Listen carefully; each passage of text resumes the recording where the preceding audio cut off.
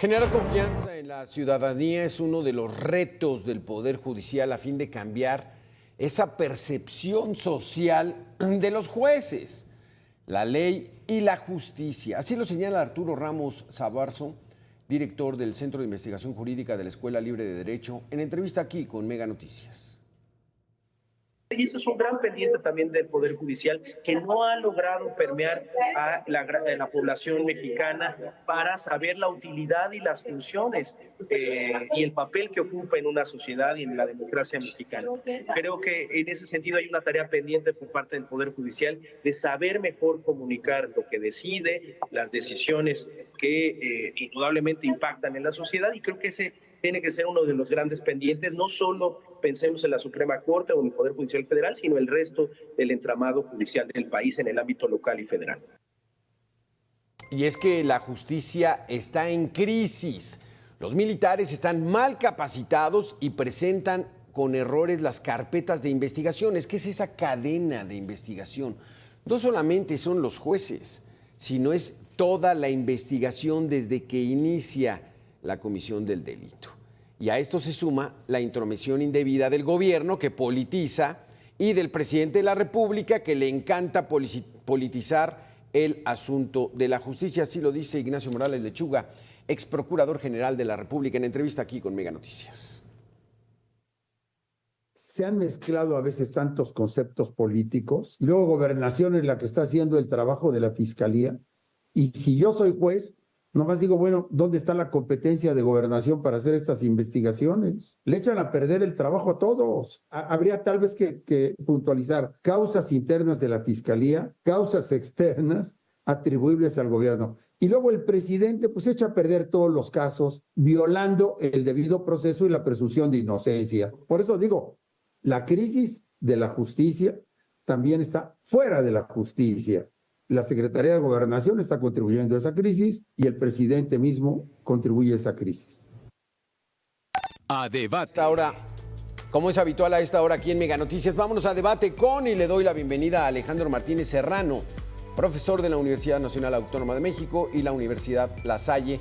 ¿Cómo estás, Alejandro? Qué gusto saludarte. ¿Qué tal? Buenas tardes, a tus órdenes, Alberto. Muchas gracias por la invitación.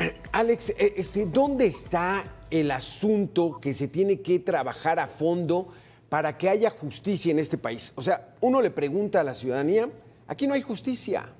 La justicia es selectiva, la justicia nunca llega, hay 90% de impunidad. ¿Dónde es donde empieza a descomponerse esta cadena para que verdaderamente seamos un Estado de derecho, Alejandro Martínez? Me vas a perdonar la frase que voy a utilizar, Alberto. Es un parafraseo de un escritor, de un poeta español del siglo XX. Palabras más, palabras menos, dice León Felipe, cuando la justicia vale menos que los orines de un perro. Literal, así nos encontramos en México.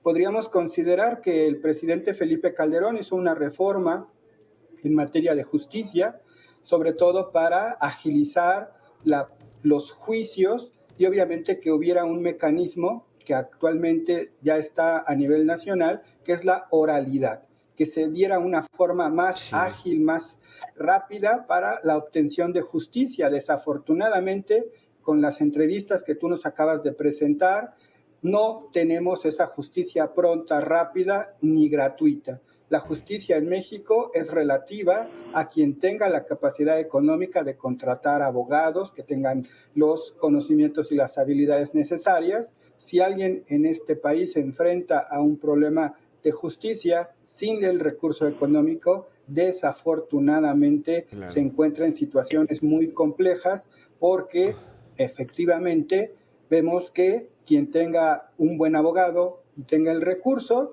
pues estará con los mecanismos y con las herramientas de defensa que le podrá en un momento determinado no recibir ese castigo. No sé, Alex, si sea cuestión de tener abogados bien pagados, de esos bufetes caros.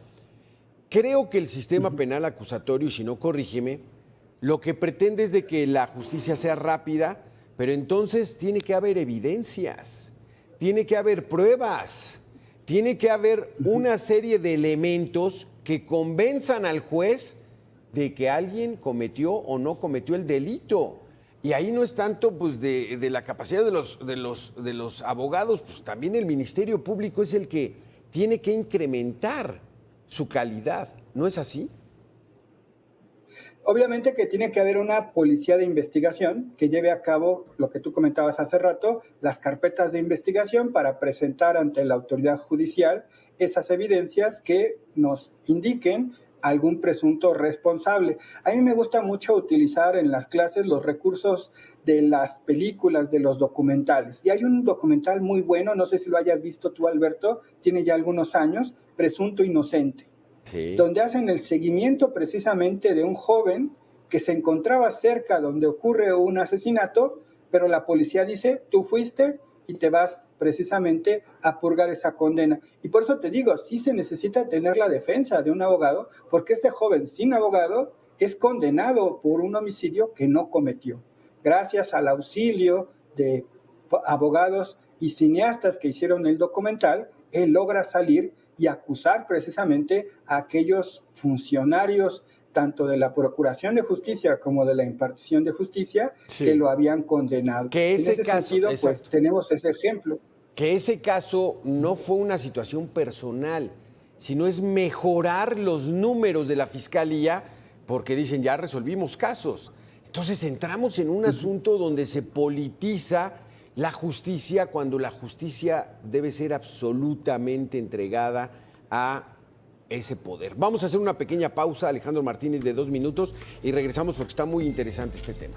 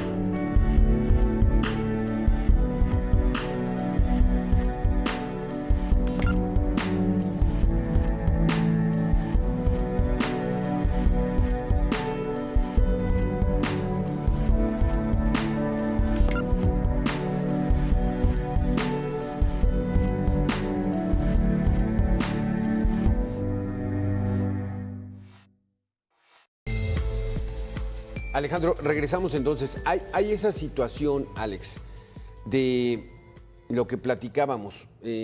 Hay que presentar pruebas, hay que ser más contundentes. Por ejemplo, el caso de este Fofo Márquez, un influencer que golpeó sin piedad a una mujer por un incidente menor de tránsito, pero hay un video.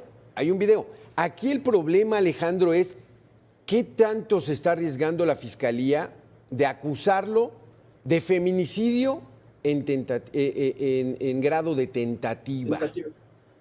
Cuando, pues bueno, ahí a lo mejor el juez dice, pues no la quería matar, le quería pegar. Y el otro delito era lesiones dolosas, ¿no? y entonces no entran ahí. Pero como hay tanta presión social, pues le quieren cargar todo el delito. Pero ahí yo creo que un abogado pues puede ganar a favor del fofo, ¿o cómo lo ves, Alex? Sí, efectivamente, en este caso, quien arme la defensa en este caso, en esta situación, pues obviamente que estaría argumentando un delito menor para que la condena fuera precisamente menor, en lugar de que si tuviéramos un hipotético caso donde esta persona no tuviera un abogado, pues pasaría lo contrario, estaría en una situación de indefensión. Alguien me va a poder criticar y me va a decir que hay una defensoría de oficio para que acudan aquellas personas que no tengan los recursos, pero obviamente que aquí estamos desafortunadamente en un ámbito donde pues es gran cantidad de asuntos, de situaciones que está atendiendo el abogado de oficio. Sí. Y también existe la posibilidad de que puedan acudir a algunos despachos que brindan asesoría gratuita en un momento determinado, pero desafortunadamente pues no alcanza a tener un trabajo profesional donde los puedan atender precisamente en una situación de búsqueda de la justicia. Obviamente en ese aspecto pues sí sería mejor tener el recurso de un abogado preparado y formado para poder auxiliar a una persona en una situación de esta naturaleza. Alex, yo me refería a la clasificación del delito. Vamos a darle la bienvenida al doctor Arturo Villarreal, investigador del Departamento de Derecho Público de la Universidad de Guadalajara. Gracias por estar con nosotros, doctor Arturo. No sé si escuchaste este caso del Fofo Márquez, que la Fiscalía se atrevió a acusarlo de feminicidio en grado de tentativa, cuando sus abogados días antes dijeron, es que solamente son lesiones, sí, lesiones dolosas. ¿Qué pasa si escalan a un delito mayor, un asunto que a lo mejor no corresponde? Platícanos. Bueno, lo que pasa es que este caso en particular es un asunto mediático. El caso de esta persona llamado el Fofo, que además creo que era campeón de artes marciales mixtas, lo que ya de por sí con su agresión la convierte en una agresión agravada. Pero sí, independientemente de eso, el Ministerio Público suele acusar por tentativa en muchísimos casos de alta relevancia, cuando la verdad es que no se da la tentativa. Pero desde mi perspectiva, pues es únicamente para agotar una cuestión... Sí, de presión social. Digamos, de mediática, de la opinión pública. Exactamente, eso es. Muy posiblemente en la apelación, pues le van a reclasificar el delito, aun cuando evidentemente va a ser unas lesiones calificadas, porque sí, él mismo es un arma, ¿no? Eso ¿Pero qué sería lo mejor, doctor Arturo Villarreal? ¿Acusarlo de delitos y que resulte culpable y entonces él ya tiene antecedentes penales, o acusarlo de feminicidio en grado de tentativa donde quizá lo declaren inocente, Arturo? Es que, mire, aquí hay muchos vicios que arrastran nuestro sistema. Uno de ellos es la prisión preventiva, que pese a que la Corte Interamericana ya declaró que es inconvencional, aquí de lo que se trata es de que la gente esté en la cárcel. Entonces, si usted lo acusa de lesiones, pues va a tener el derecho a la libertad provisional. Pero si usted lo acusa de tentativa de feminicidio, claro que no va a salir de la cárcel. Entonces... Hasta que no se dicte sentencia, que no se dicte sentencia. Bueno, o hasta que apele y el Tribunal de Apelación le reclasifique la conducta, pero de lo que se trata es el clamor social de tenerlo, sí, y la gente suele darse por satisfecho con que ya esté en la cárcel, ¿no? ¿Qué pasa dentro de un año o dentro de 2 años? Pues es cosa que se olvida. Y ese es desafortunadamente uno de los grandes problemas que tenemos, ¿no? No hay que olvidar que ahí está la prisión preventiva todavía. ¿Cómo ves el asunto, Alex? Entonces, sí lo acusaron por un delito grave para mantenerlo mientras transcurre el proceso en prisión preventiva oficiosa. Efectivamente, esa es una estrategia de política criminal. Obviamente que ante la presión de la sociedad, si la autoridad no hace nada, pues obviamente que se va a incrementar la crítica a la autoridad, aunque si de nuevo nos vamos a la esencia de un acto de justicia, la clasificación mal de un delito es una injusticia en un momento determinado. En este caso, la policía investigadora, por eso tiene que reunir los elementos suficientes para determinar qué delito se está cometiendo en ese acto ilícito y a partir de ahí, pues, hacer sus razonamientos para el establecimiento y la tipificación en ese supuesto. Obviamente que si no tenemos una policía investigadora que haga su tarea en forma responsable, pues caeríamos en estos vicios y el acusado, con las propias herramientas que les da el propio sistema legal, pues puede salir libre ante una situación donde no quedó bien amarrado, bien armado esa carpeta de investigación. Porque ahora ya está de moda, Alejandro, Arturo, litigar en las redes sociales. Ese va a ser el tema de debate. Vamos a hacer una pequeña pausa de 2 minutos y regresamos con tu opinión, Arturo Villarreal. La presión de las benditas redes sociales y entonces cómo afectan. Entonces te pregunto, Arturo, siempre rechazan muchos juristas, los abogados, los jueces, litigar en los medios de comunicación, pero ahora con las redes sociales la presión es mucho más fuerte, pero entonces afecta la aplicación de la justicia. En una actividad, todos los trabajos deben tener una muy buena dosis de ética, todos. Pero en el Poder Judicial todavía mucho más, Arturo, no dejarse influir por nada y aplicar lo que es la ley ciega. Platícanos. Bueno, ahí primero hay que ver la presión mediática, desde luego que influye en la justicia, pero solemos ver nosotros la parte que es más transparente de la justicia, que es precisamente la actuación judicial. Pero dejamos de lado la parte de la justicia penal que está oscura y que es el órgano de acusación. Y en realidad lo que está sucediendo es que la presión mediática influye también en el órgano acusador. Y es ahí donde se revelan sus gravísimas deficiencias, porque no han podido adaptar esta institución ministerial a las exigencias del nuevo modelo de procesamiento penal.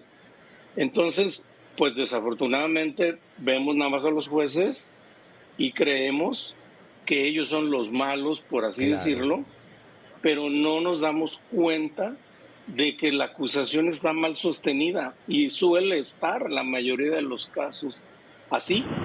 Entonces, desde mi punto de vista, también debería existir presión mediática para el Ministerio Público, no solo para los jueces. ¿Cómo lo ves, Alex? Esta parte oscura, el órgano acusador, es el que de entrada en la cadena de justicia tiene la primera instancia, Alejandro. Sí, coincido con el doctor Arturo, sobre todo porque la Procuración de Justicia es la primera instancia que arma la carpeta de investigación para que se sustente dicha investigación en la comisión de un delito, un presunto responsable, y de esta manera ya realizar la presentación de estos elementos ante la autoridad judicial. En este caso, el juez que sea turnado, en este caso la carpeta de investigación, prácticamente estaría ya tomando en consideración los elementos que le está presentando el Ministerio Público. Si hay fallas, si hay errores, si hay una mala clasificación de los delitos, si se está presentando a una persona que no es en verdad el responsable, como lo platicábamos hace rato con el documental, pues obviamente que el juez estaría tomando esos elementos en cuenta. Y si el juez determina que no hay delito que perseguir, obviamente que ahí de nuevo vemos que precisamente es el que está dando al final de cuentas la cara y la imagen. No sé si lo vayas a comentar, Arturo, a mí me gustaría poner el ejemplo de un acontecimiento que ocurrió hace unas semanas en el tema de Taxco. Exacto, buen tema. La población precisamente a partir de las redes sociales se difunden un linchamiento de una familia. Pero fue primero, Alex y Arturo, y ese era el tema que iba a abordar, me lo ganaste, Alejandro. Ahí la denuncia la hizo la familia de la niña Camila desaparecida. Y le dijeron, pues espérese. No, pues ¿cómo que espérese? Pues es mi hija de 8 años. Ellos hicieron las primeras investigaciones con los videos de los vecinos. Y entonces ellos mismos fueron armando una investigación que era responsabilidad, Alejandro, del Ministerio Público. Y derivó en lo que ya conocemos. Pero aquí la pregunta, Arturo, y también, perdón, doctor Arturo, Alberto, es, ¿eso fue justicia?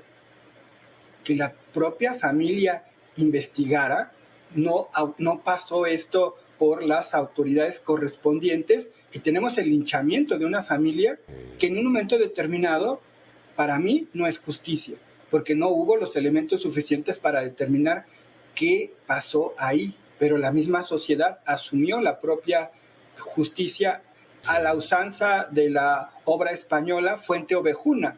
¿Quién fue? Nadie sabe, nadie sabe quién realizó ese acto, pero como tú lo mencionas, precisamente hay videos, hay fotos donde están las personas llevando a cabo la justicia con su propia mano. Vamos a llegar a esa barbarie precisamente con la utilización de estas tecnologías. Cualquiera puede grabar, tomar imágenes en este momento de algún acto delictivo y se va a hacer justicia por su propia mano la sociedad, los vecinos. ¿Cómo lo ves, Arturo Villarreal? Bueno, hay una frase de un profesor de Derecho Penal alemán que se apellida Jeschke, que ya hace muchísimos años dijo que cuando el sistema penal no funciona o la justicia penal no llega, las víctimas se toman justicia por propia mano. Esto es, se retrotrae históricamente, ¿no? El derecho penal inició así, con la venganza privada. Y desafortunadamente eso evidencia pues que es una muestra más de que el sistema de justicia penal no funciona. Sí. Y no solo es el Ministerio Público, también es la policía. Y bueno, y finalmente el sistema de ejecución penal. Sí. Eso creo que nunca debemos perderlo de vista. Pero bueno, aquí los que fallaron evidentemente es el Ministerio Público, porque se tardaron más de 24 horas en plantear el asunto ante un juez. Exactamente, y ahí derivó en una serie de fallas que terminaron con la muerte de una mujer. Culpable o no culpable, no lo sabemos, no hay los elementos suficientes, pero se hizo justicia. Bueno, no se hizo justicia, la lincharon y el pueblo decidió que ella era la responsable. Pues, Alex, se nos acaba el tiempo, pero... Bueno, solo si me pudieras permitir algo brevemente. Sí, adelante. Además, no hay que olvidar que Taxco es una ciudad que está harta del crimen.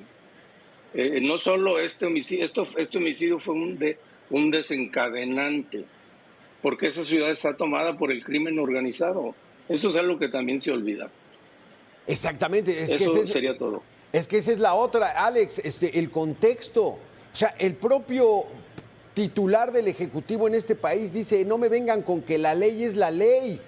Y después, cuando hay una agresión contra la soberanía mexicana en una embajada en un país sudamericano, exige la ley. O sea, hay que ser congruentes, Alex, ¿o cómo nos encontramos? Es un doble discurso. Cuando la justicia me afecta, pues yo digo que se aplica la voluntad política y la situación para mí es diferente, pero en cambio, si sufro una injusticia, sí me apego a lo que en un momento determinado, el ejemplo que nos pones, utilizó los recursos del derecho internacional. Ecuador bien le podría contestar al gobierno mexicano que no le vengan a Ecuador, que la ley es la ley, que ellos aplicaron su voluntad política. Y si eso lo vemos en lo macro, pues en los conflictos sociales y la situación cotidiana, pues obviamente que la sociedad y las personas pues crean y buscan tener esos mismos criterios para resolver sus diferencias. Esa situación es muy grave y como lo platicábamos desde un principio, cada vez la justicia vale menos. Cada vez la justicia vale menos, Arturo Villarreal, pero ¿llegaremos a tener un verdadero Estado de Derecho? donde nos sintamos todos que hay justicia independientemente de sea quien sea, más allá del discurso político?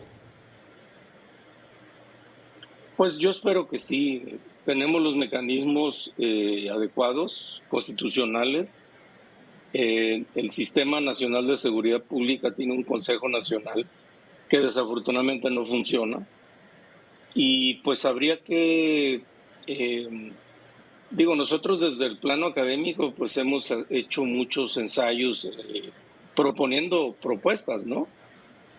No somos ejecutores de los planes, pero cuando menos proponemos. Pues Arturo Villarreal, investigador del Departamento de Derecho Público de la Universidad de Guadalajara, Alejandro Martínez Serrano, profesor de la UNAM y de la Universidad de La Salle, gracias a los dos por haber estado con nosotros. Pues lejos de la justicia, esperemos que la vayamos